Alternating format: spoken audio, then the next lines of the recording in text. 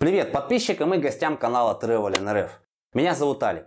В конце марта мы посетили Турцию. В ходе этой поездки мы наснимали много материала о Стамбуле и Каппадокии. Кстати, Каппадокия — это не один населенный пункт, а целый регион. Как, например, Черноморское побережье Кавказа. Он объединяет достаточно много населенных пунктов и простирается более чем на 50 километров. В сегодняшнем видео речь пойдет о городе Göreme. Это маленький городок, который по праву считается туристическим центром Каппадокии. Чтобы его посетить, можно прилететь в два аэропорта – Невшехир и Кайсери. Кстати, из России, в том числе из Сочи, будут летать прямые рейсы в феврале. Уже 3 авиакомпании получили допуск на полеты. Желаю вам приятного просмотра, но перед тем, как начать, я попрошу вас подписаться на мой канал, так как у меня много интересных видео, связанных с курортами Черного моря и другими городами нашей страны. И на сайт наш обязательно заходите, там есть множество предложений для отдыха, ссылка в описании. Göreme знаменит своим причудливым ландшафтом, образовавшимся в результате природных катаклизмов. После извержения вулканов Эрджиес, Гюлюдак и Хасандак данную местность покрыли разные геологические породы, в том числе и туф.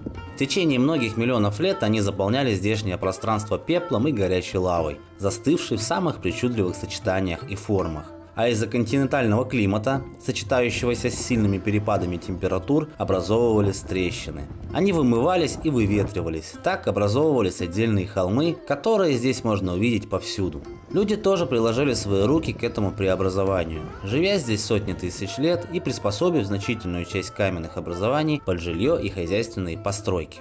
В наше время остаются люди, кто продолжает жить вот в таких жилищах. Сам городок Göreme небольшой. Вы увидите причудливые строения, кафешки, везде по городу много туристов.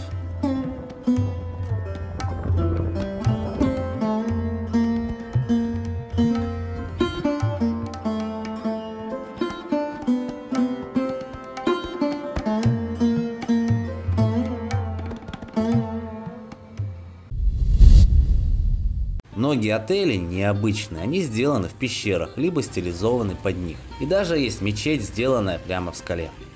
Выбор отеля будет зависеть от вашего кошелька. Не сезон, в отелях за небольшие деньги можно получить достойный сервис. Можно снять номер прямо в пещере, так называемый кейв. Про туф я уже упоминал в ролике про Ереван, но здесь расскажу о нем поподробнее. Туф — это пористая, легкая горно-вулканическая порода. Она легко поддается обработке, как и известняк. В этой местности нет лесов, чтобы использовать древесину в качестве строительного материала. Поэтому туф как нельзя лучше подошел для этих целей. Он, как я уже сказал, хорошо поддается обработке, а со временем затвердевает. На протяжении своей долгой истории Göreme имел 5 разных названий. Считается, что его самое старое название — это Корама. Византийцы называли город Матиана, армяне — Макан, турки – Авкилар. Одно из самых известных мест в Каппадокии – это долина любви – Love Valley. У долины есть еще одно название. В некоторых путеводителях и указателях имя долины помечено как Баглы-Дере.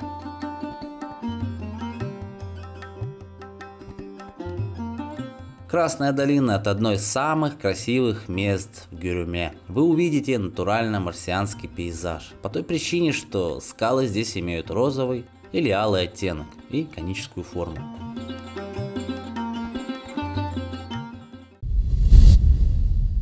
Но, пожалуй, самой главной достопримечательностью города является музей под открытым небом в долине Эхлара.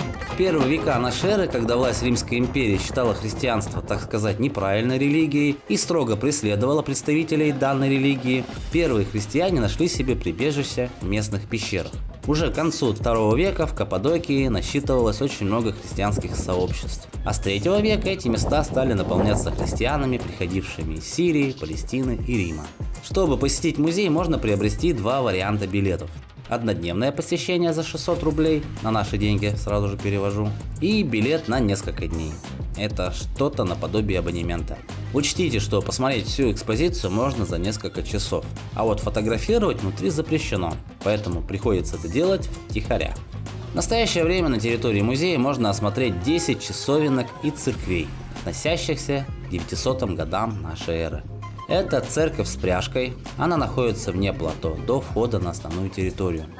Темная церковь, Яблочная церковь, часовня Святой Варвары, часовня Святого Василия, церковь святого Ануфрия, церковь с сандалиями, часовня святой Екатерины, женский монастырь Рахибелер, но он был закрыт, к сожалению, на момент моего посещения.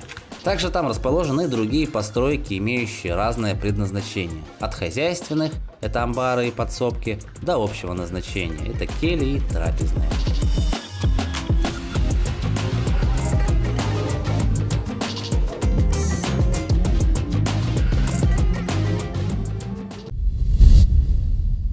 Многие люди приезжают в Гюреме, чтобы полетать на воздушном шаре. Но за ним, как оказалось, нужно еще поохотиться, потому что нет возможности летать каждый день. Почти всегда полет планируется только на рассвете и зависит от погоды. За 2 дня нашего пребывания здесь дважды был отказ из-за плохой погоды. Информация по полетам на завтрашний день появляется не ранее 17 часов текущего дня. Если ветер и другая непогода, то вас ждет отмена. День нашего отъезда, это было 29 марта, вообще пошел снег. Уважаемые зрители, спасибо, что досмотрели видео до конца. Подписывайтесь на мой канал, поставьте лайк, включите колокольчик, чтобы не пропустить следующие видео на моем канале. Также можете глянуть видео о Грузии и Армении. Да и напоследок добавлю. Компания Travel.ru организует туры в Армению, Грузию, по Краснодарскому краю и Кавказу, а также индивидуальные экскурсии на курортах Черного моря. Если вам это интересно, ссылку сайта оставлю в описании. Всем удачи и пока!